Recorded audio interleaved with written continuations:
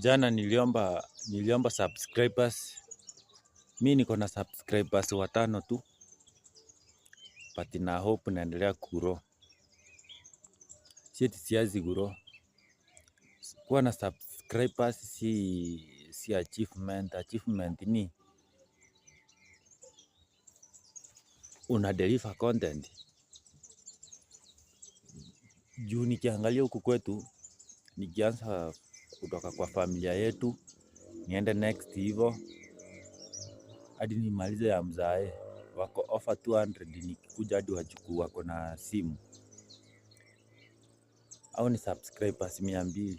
Lakini haja gani nichukue simu zao eti naanza kusubscribe pia eti nikuwe na subscribers? You are 3 subscribers, assist me.